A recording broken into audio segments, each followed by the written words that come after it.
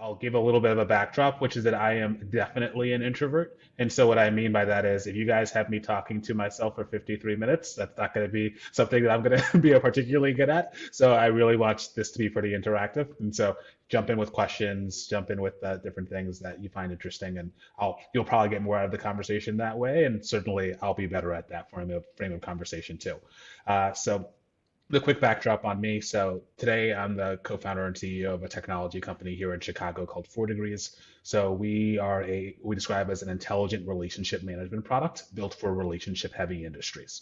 So making that, I guess, a little bit more real, there are a bunch of industries that are very heavily dependent on the relationships that they have in order for their businesses to succeed. So for instance, before building this company, I used to work as a consultant. I also used to work as a venture capitalist here in Chicago. And in both of those domains, the thing that ultimately differentiates you and helps you do your work well is the fact that you have these long-standing relationships with people who either help you find companies to invest in one world or help you work with these long-standing clients that give you multi-million dollar contracts. And in both of those domains, the things that people were using to actually track that were a combination of Excel spreadsheets and Airtables or CRM systems that which are, I think, called, if you're familiar with Salesforce, they're basically these systems that help you take someone who's buying a widget that you're selling and move them to some sort of like yes, no, they bought, they didn't bought, which is great if that was the actual workflow that you had. But these long-standing relationships don't really function in that way. They're a lot messier. They don't always actually turn into a transaction or a sale. And so those businesses struggled with that challenge. I firsthand struggled with that challenge and decided there was an opportunity to build product and technology to go solve it. And so we're about 3.5 years into the journey. I'll say about that journey that's had plenty of ups and downs along the way. I had a lot more hair when I began this journey, and now, as you can see, I had very little of it, and the pieces of it that I still remain are slowly fading away.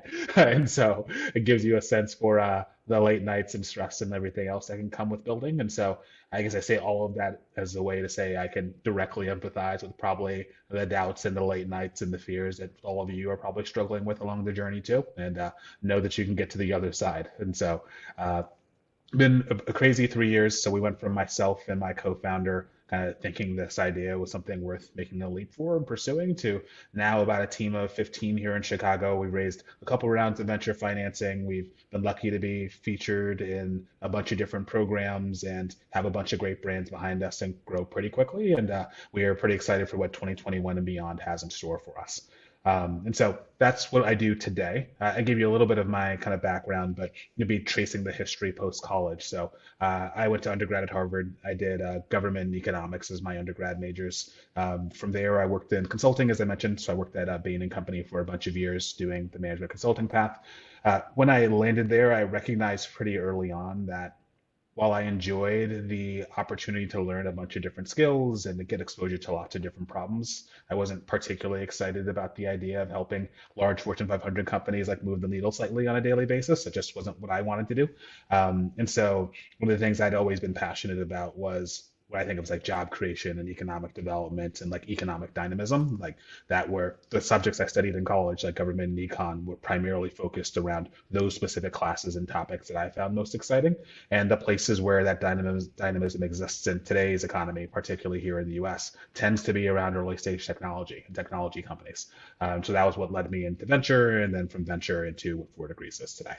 Um, Thinking more further backwards into history, so I'm originally from Texas, although I don't have the accent because my family bounced around a bunch. So I was born in New York, I lived in Ohio, then Texas before going to Harvard. And family is primarily family of West African immigrants. So they came from Ghana and Gambia, came here to the US without much in the way of like connections or resources or the like, which is a big reason why I'm a huge advocate for a product that helps people manage relationships better and connections better. So if I were to give you the 5 to 7 minute spiel of where I come from, what I do now, and the entrepreneurial journey, that's a little bit of it. Perfect. Loved it. I have a question for you. So 4 of our students are undergrads with Vedant, who is a MBA. When you were an undergrad at Harvard, what did you want to be when you grew up? Or what did you think you wanted to do? Yeah, that was a really, I don't know, it was an interesting pivot point for me. When I went to college, I thought I was going to essentially go work in government and politics. And so I said, hey, the world I live in is really messed up. I want to change that world. How do things change? oh, you get into politics and then you have the power to make law and policy, and like that's how you make change for a lot of people. And so when I went to college, I thought, okay, I'm going to go become a lawyer, and then from being a lawyer for a bunch of years, that seems like the most natural path into politics and government, and there's my path. And then two things happened that probably disabused me of that notion. The first is I actually had a chance to intern at like a law firm. I think it was my sophomore year, and just realized how boring I found that work on a day-to-day basis. And I just could not imagine myself like spending 80 hours a week, 90 hours a week, because they work you like crazy there too, doing work that I just had zero interest in spending my time on. So that was one. And then the second was I think it just became a lot more clear-eyed about how change happened in the world, and specifically how slow change could happen through like government and like politics related venues, and how much of yourself and like honestly, my opinion at least, like the morals and values you need to be willing to compromise or give up in order to make those things happen. And it just wasn't something I was excited about doing. And so that landed me essentially at the end of my sophomore year in college. This plan I had for myself had been blown up basically. And so I was saying, well, what is it that I do want to do then? And the thing that I did appreciate about the law, or at least lawyers when I had engaged with them, was the structured and logical problem solving approach that they had. So they could take something that had lots of weird complexities to it and break it down into something that was like logically coherent and that had a structure around it. And so I always appreciated that. And so I was thinking, well, are there places where I can get that same sort of rigorous background and training and that sort of skill set that I could apply to things that I actually did care about? And so that's what led me down the path towards consulting. And so I got a chance to intern at Bain my junior year, kind of tested that out and recognized at the very least I was going to get something good from the experience. And so that's what led me to go do it full time post college. Oh, Vedant, go ahead. Oh, hey, thank you very much for speaking to us. I had a question, also an advice, like from you, like when, as we're thinking, as we think about contacting potential investors or testing with potential customers, what's your advice on cold calling people or like sending emails? Because that's something that I've been struggling with this week, kind of because I want to test the product, and what's your best advice in terms of being the most efficient, and also ensuring that even if it doesn't work out, we can continue and maintain that relationship. Yeah, so I think I would probably actually break apart the talking to investors conversation and like getting in front of customers conversation. So in terms of getting in front of customers, I'd actually maybe even bifurcate that again. So the first piece on like talking to customers is you ultimately want to start with a space that either you ideally have some direct connection to or know well or feel like your network can help you get in front of. I see that as being one of ideally an advantage that you may have in the space is that if you are starting with a problem you have some sort of proximity to, whether that is direct experience or through others around you who have that experience, you're building less from conjecture, basically, and more, and you're able to rely more on either the experiences or the experiences of those around you. And so, to some extent, I would see, are there ways you can get in front of people that don't require doing pure cold in order to get there? The second, though, is it will hit a point where you will need to do cold outreach. Like it's just like the function of being an entrepreneur is you're going to exhaust the set of folks that you already know. And not only that, you want to also test if your product and service will work with someone who's totally unaffiliated to you, right? Who doesn't have any incentive to tell you that the product you have isn't that great, right? And so cold calling can certainly help in that regard. And it's challenging, right? Because for most of us, like the idea of doing something where if you're doing it well, that 70% of the people are going to reject you, and that's when you're doing it really well, is just like not something we've been trained to like think of as like a fun experience. Like you think about school, right? All of you here, you go Northwestern, you've obviously done very well in school before. Like you're used to like 90% of the things going well or 95% of the things going well. And so the idea that like when you're batting 30% or 20% that you're doing like a really good job is just a big mental shift. And so part of it is just like essentially callousing yourself to rejection and just recognizing that it comes with the territory.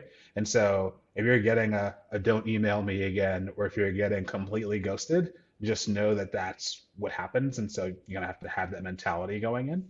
But But the second is like just being comfortable with testing and iterating, right? And so I would see all of these as an opportunity to learn and improve. And so for most cold outreach or related work we do, we almost had like A/B tests where it was saying, hey, I'm going to send this group of people this group of messaging or this set of messaging. I'm going to send this group of people this other set of messaging. And we're going to make sure that they're like properly balanced and the like. And we're going to see, do the open rates on these differ at all? If the open rates differ, is the reply rates different? And if the reply rates are different, like who's actually raising their hands to get on a call? And that allows you to at least treat this entire exercise like a learning. And so that's how I would kind of think of all those pieces. So that's on the customer outreach front. Investors are a bit different, which I'm happy to dive into, but I'll pause on the customer side first. Thank you so much. Yeah. I think that's helpful.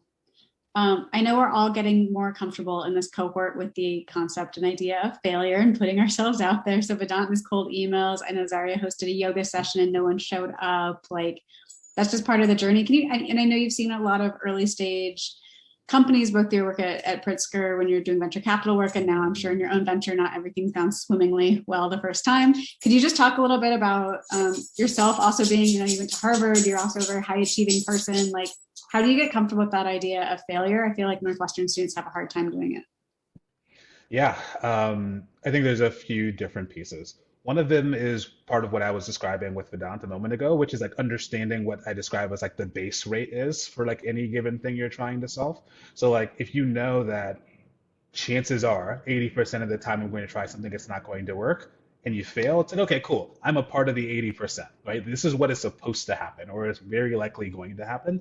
And so it allows at least me to shift from framing, oh, this didn't work, I must not be very good at this, or I must be a failure, to, oh, this is what typically happens. And so if I succeed and win, that is like something happened out of the norm that I should be really excited about. And so part of it's that mental shift. Part of it is reframing failure as an opportunity to learn. I think I truly do believe this, even though it sounds like one of those platitudes that an entrepreneur, like entrepreneurship, there are no failures that come with like nothing you can learn from them. So like if you think about the companies who like totally fail, who like the business itself like falls down, there are usually things you can take away from that experience. If the reason why it didn't work is because you and your co-founder butted heads and like that was the end of the business, you probably know a lot more now about the kind of person you want to be in business with. If you tried a marketing strategy and it didn't work, you can try to figure out, okay, well, clearly something about it didn't resonate. Was it the messaging that didn't work? Was it the channels that I used, meaning like where I put the messages and the like? Was it the underlying concept itself that didn't resonate? And then you can run additional tests in the future to figure out and parse what works or doesn't work about it. And so I think that reframing towards learning rather than like final end judgment is another thing that helps me a lot. And then the third is honestly, you just become more comfortable with it. The first time you fail is the most painful. The second time you fail, it's a little bit less painful because you've gotten up and kind of recognized, okay, I failed before and like I'm still here. The business is still here. And so you just start to be able to build a little bit of a mental muscle around the resilience. Awesome. Does anybody else have any questions? Vedant? I'll let others go first because I already asked, and then I would love to ask any question. You guys have a question? Actually, do you mind if I ask the question to the group? No, please. Yeah. What's been the hardest thing so far from building your companies? You can go around the horn. I'm actually curious to hear from everybody. It's a great question. Let's popcorn it. Does someone want to go first? I can go. Go ahead. So that was actually going to be my question. It's the toughest thing has been right now being a student and an entrepreneur. Like it's so exciting to be working on a product that when I'm testing with customers, they really believe that it will change the way things are done in Africa. So the excitement of that and balancing school, and also that to me has been the toughest part. On the failure part, I really appreciate what you mentioned, and it's something that it's a mindset shift that in a way like helps. I mean, I was an athlete in college. I went to Yale. We used to beat you guys, but then you. What sport is this? Football. Play football.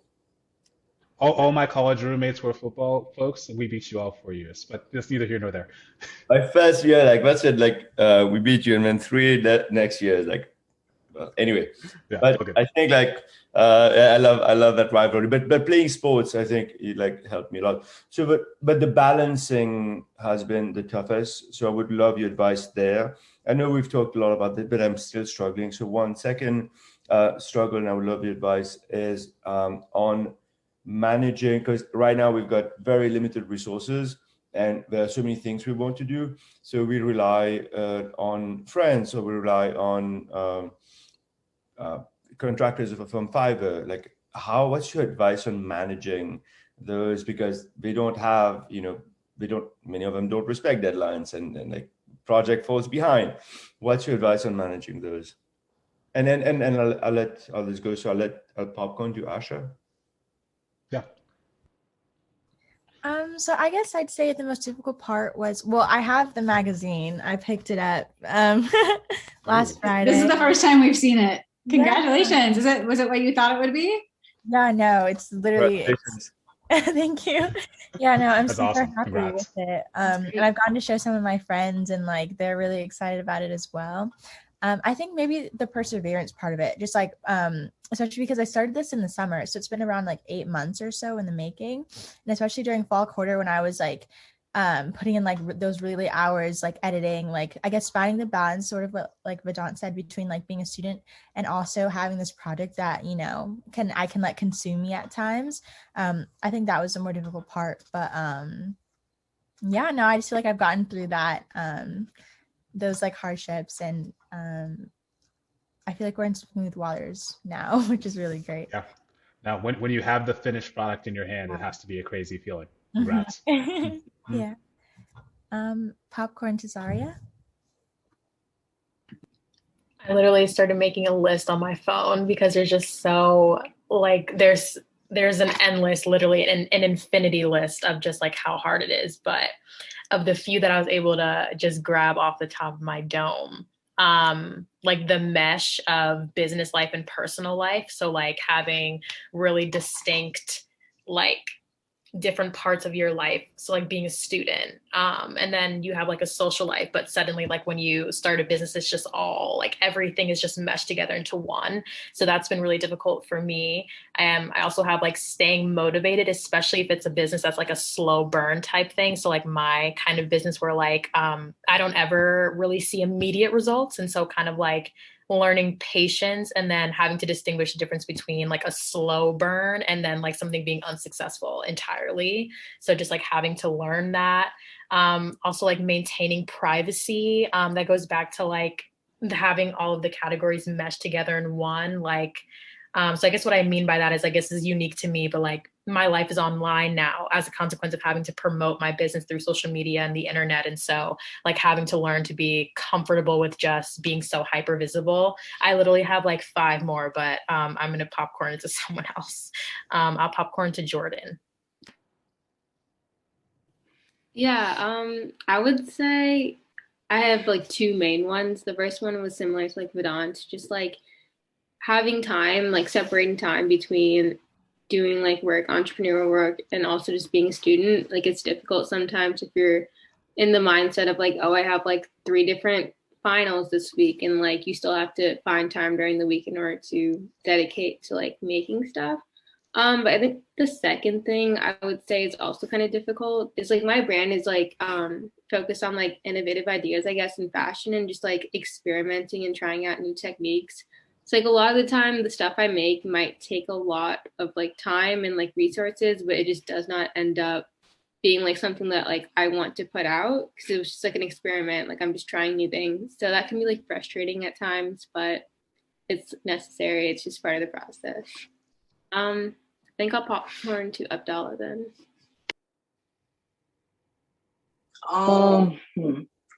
For me, I'd say like the hardest thing is like waiting for stuff to happen, like waiting for people to get back to you. Yeah, just like when, like, especially because I'm working on this project with other people, so just like things don't happen as fast as you want it to. Kind of like learning to be patient and staying motivated even without like some updates. Yeah, I'd say that's the hardest thing.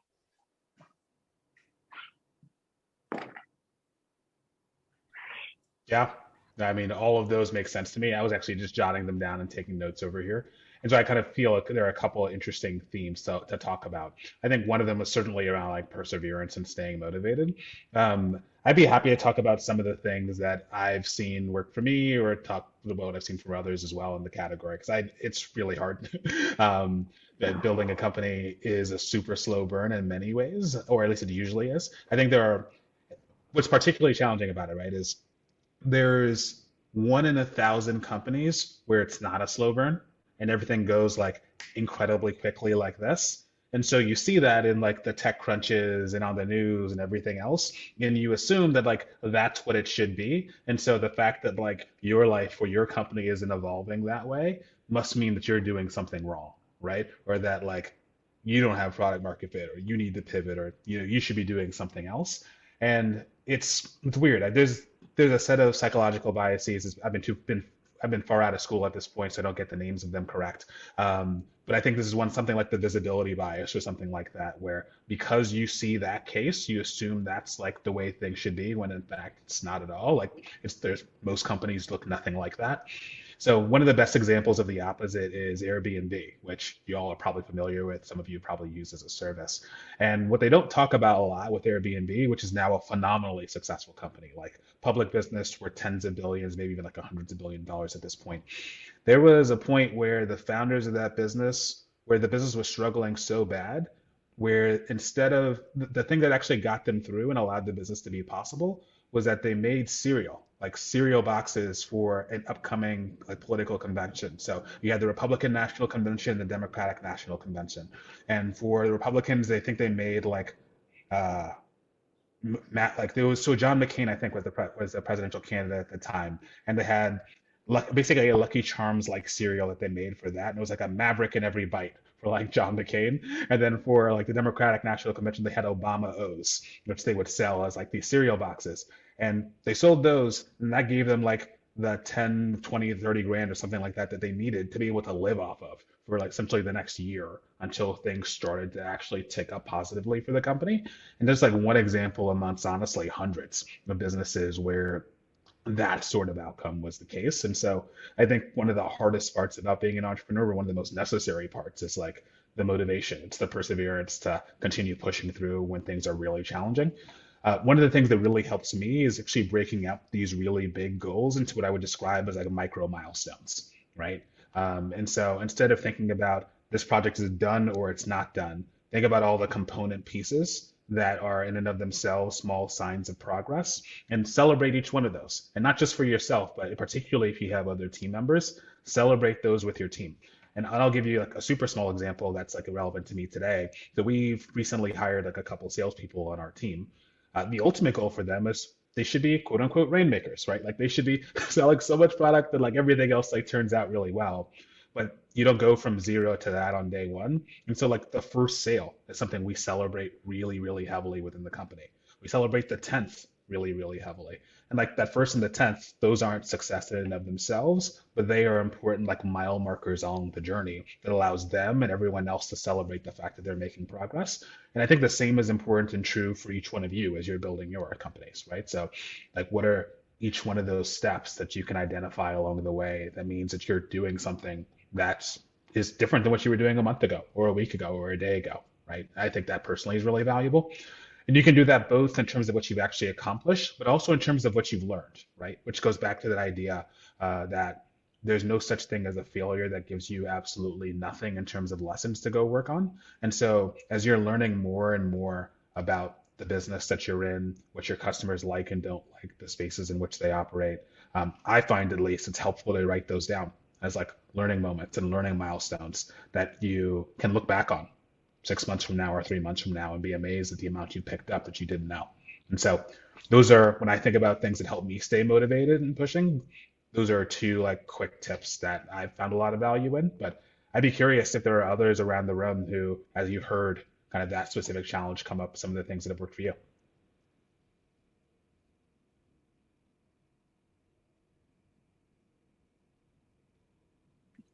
I think something that's been helpful for me is engaging with my actual customers so that I'm reminded why I'm doing it in the first place. Sort of helps to keep me grounded and remind me that not about me actually, like you were saying, like it's not about, you know, successes or numbers or things like that, but rather about whatever cause that catalyzed like your business in the first place. Yep, it's a great point. Remember why you're here.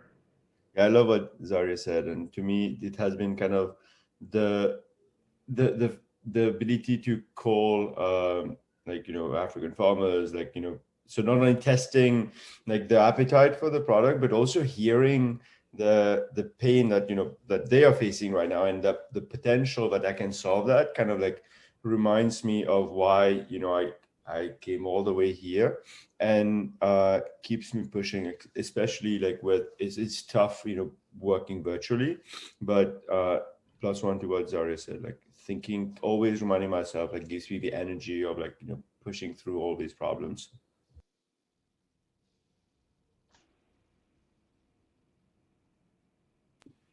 I think for me, it's personally like very similar to what you were saying. Like, it's nice to have big goals and like, oh, in like a couple months or like, oh, in a year, I want to be here. But it's also just very nice to have like really short-term goals or like goals for like the week or something, just to like keep in mind that like progress is happening, even if it's not very apparent in like the broad scheme. Totally.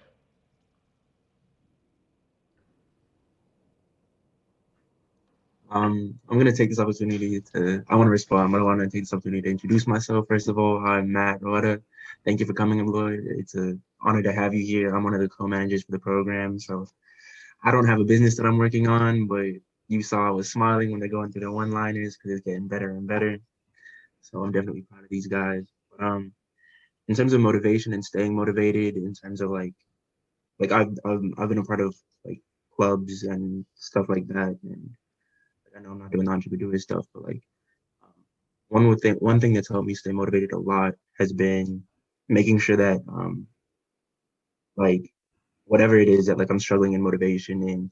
So like now, I guess with the pandemic would be school, like making sure that that's not the only thing that I'm ever doing, right? Making sure that I have variety in my life, making sure that I'm like tending to my other interests, to my other needs, and just kind of making sure that I'm not like getting burnt out trying to focus too much on one thing. Yeah, no, totally with it. Totally with it. Outside of work for me, like I have a bunch of routines that I find that if I don't stick to, that everything gets worse, honestly.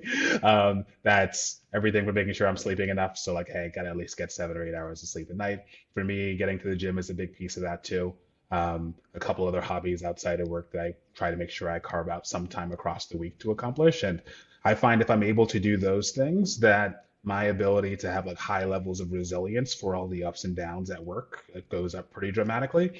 And then when I stop doing those for long enough periods of time, I find that small things that wouldn't have mattered to me without that will all of a sudden like tick me off or like get me in a different weird mental state. And so definitely a fan of that.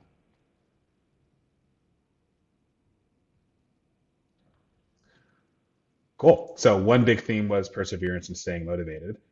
It sounds like there's a second around almost the fusion of personal life and business life, um, and the fact that in some sense it's hard to get like the level of privacy and the level of separation that you'd like. Um, it's interesting, right? So let's say I think about it for myself. Like I am, as I mentioned up front, like very much an introvert and someone who, generally speaking, dislikes like the limelight and would much rather like put my head down and do a bunch of work than like step in front of a camera or like be featured in this article or what have you. And so in some ways, like being the CEO of a company is a very odd choice for someone who has that like bent to them, right? Because in some sense, one of the things that I'm charged in doing and being like the leader of this business is ensuring that there's someone who's like the carrier of the vision that the world is like able to see and understand and identify with along with the company.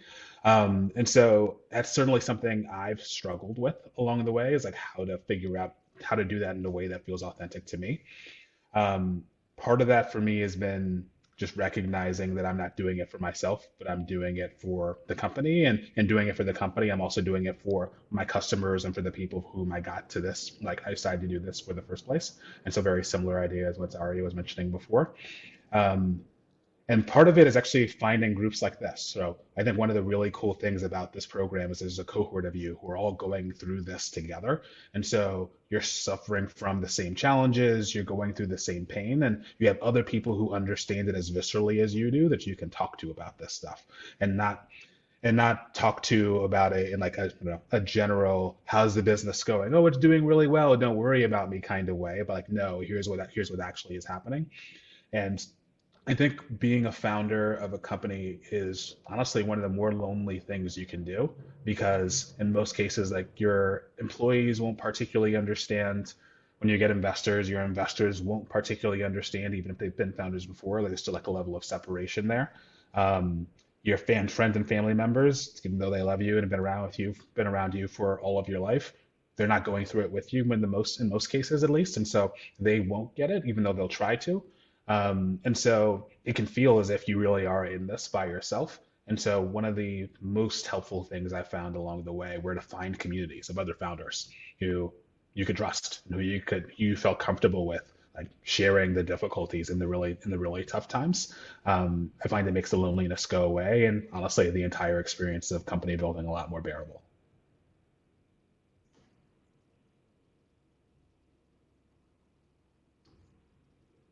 I asked your advice on managing independent contractors. What's like your best way of dealing with that at the very beginning of your company? Yeah, what's challenging about independent contractors is that they typically don't have the context. And when I say context, I mean it actually in a couple of different dimensions here.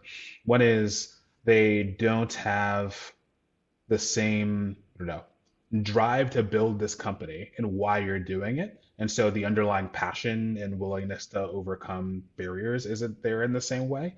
But then second, which is more of a management thing, is there are probably a lot of like essentially unspoken assumptions about what it is you're trying to accomplish and how you're trying to accomplish it and what trade-offs are okay and not okay that you know because you've been living in this. Like this idea is something you probably can't stop thinking about, but someone who doesn't have that same context just isn't going to know or have. And so the challenge for you becomes how do you take all of that, get as much of it as is relevant, like out of your brain and into something that is legible for someone else to understand, but just as importantly, prioritize incredibly well, right? Because I think another one of the challenges of being a founder is there are always fires, right? At any given point in your business or company, there are probably 50 fires burning. The question is, which fires is it okay to leave burning for a while, and which ones need to be put out right now, right? And I think the same thing exists as you manage other people. Is I think you need to be very clear on here's what success looks like. So done well, here's what the actual end objective is. And that should be very clearly tied to the number one priority you have for them. And then be clear about what the trade-offs they need to make along the way in order to get to that end goal. And so the short version of the answer to the question is a lot of clarity. You need to both be very clear yourself on what it is that the company needs to do. You need to be very clear about what it is that is possible for someone with limited context to be able to do. And then you need to explain to them very clearly what success looks like and how to get there.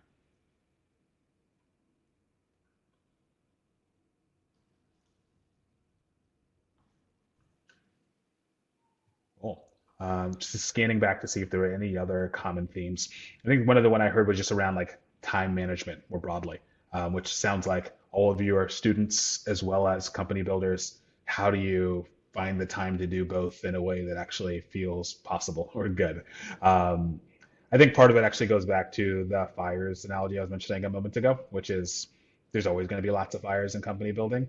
And probably in the earliest days for me, one of the challenges that I had to deal with, and I think goes back to this idea of being comfortable with failures sometimes, is you're not used to letting fires burn in your life, most likely, right? Like you're high achieving people who you're giving a set of things that are going wrong. You want to get them all right and you want to get them all perfectly right. But that's just not possible on day one of the business or day 365 or Airbnb with where they are right now with, billions of dollars and hundreds of thousands of employees. They also still have fires burning, right? And so I think all of this comes down to a game of prioritization. And so for me, the times where I was limited in my capacity to do the most important work for the business, what I tried to do every day was like sit down and say, if there was only one thing I got done today, like what is the most important thing I could do to move the business forward? And so like you can make the full list of all the 100 fires that you would go like tackle if you had the time, but pick one and only pick one. And then what I would try to do is make sure that my calendar would then reflect that priority, right? So I would try to find a solid chunk of time on my calendar every day to tackle that specific task and nothing but that task. And so while that seems slow in the short scheme of things, right? It's like, huh, you only did one thing that day. If you multiply that productivity by 365, or you take your weekends off, like 300, what have you, right? That all of a sudden gets you to a pretty meaningful place if you did the most important thing 300 times in a row, right? And so, yes, I'm a huge believer in that companies, when you're building a company, you have to be willing to work hard, et cetera. But don't don't discount the compounding benefits of tackling the most important problem over and over again, even if you only have limited time to do it.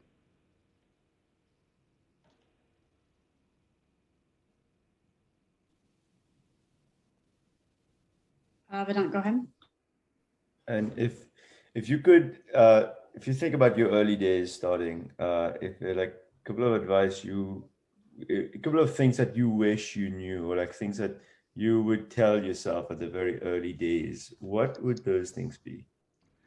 Yeah. The first is, and this is probably something you've heard a bunch already, but I'll probably just underscore it. People are everything in an early stage company, like absolutely everything. Like the idea can change, the market can change, the product will change, right? All of those things are going to be things you will learn and improve on along the way. But the people you choose to bring along with you on the journey, I think define not only those, like how well each one of those things go, but how much fun and how much you enjoy the journey along the way. And so if I could tell myself something going backwards, like I think people had already told me that. I think intellectually I understood that, but I would have an incredibly high bar for the set of folks who you bring with you along the journey. And if there's any question about whether they should be a part of it with you, then there is no question, right? You know the answer. And so that was something I wish that I should have been even more strict about in the early days of the company. I think that it has such a huge multiplying effect on everything else that you do.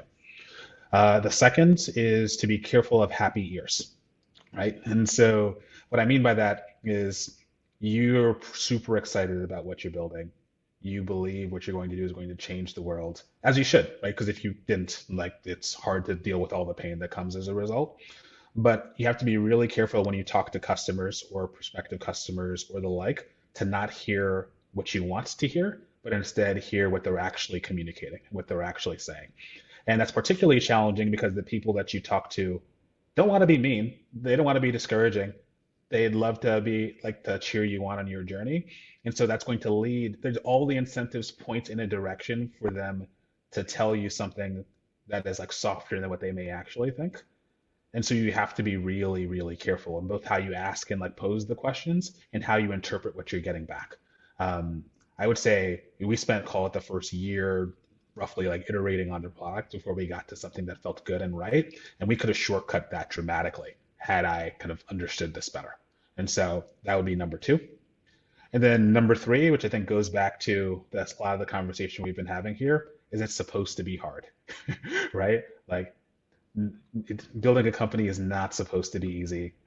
If you're not supposed to, if you go home some days and you're like, oh, why am I exhausted? And like, why is this going so poorly? And like, what mistakes did I make along the way? Like, congratulations, because like that's the experience you're supposed to be having. That's what it's supposed to feel like. And just knowing that that's the case, again, makes it easier to bear. Knowing that other people are going through that same experience alongside you that you can commiserate with makes it easier to pull through and feel encouragement and ultimately get to a place that you really are excited. And so those are the three things I would say. Awesome. Thank you so much. This is really helpful. Great conversation so far. Matt, did you have another question? Others, I want to leave a couple minutes at the end so we can do just check-ins with everybody on their projects.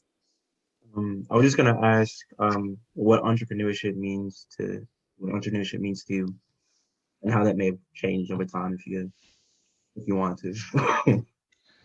Yeah, no, it's a good question. It's a philosophical one for sure. I guess I don't know that my definition of entrepreneurship has changed a ton, because I've always thought of it as the a mechanism to solve problems you see in the world, right? And so kind of written broadly in that way, I think it leaves open a lots of different kinds of entrepreneurship, which is intentional, right? So I think someone who builds a nonprofit organization that tackles an important social problem is every bit the entrepreneur as Elon Musk is, right? Um, and I personally, you can certainly argue that the person who did that is in the nonprofit capacity has done more good for society, as much good as Elon Musk has, right? And so my definition of entrepreneurship tries to be inclusive of the lots of different problems that exist in the world and lots of different ways there are to solve that problem. Um, I think I probably distinguish entrepreneurship from the practice of, company building or organization building, because I think there are plenty of entrepreneurs who found things, but then there are others who scale them and make them, to take them to different heights that than the entrepreneur or the founder initially did.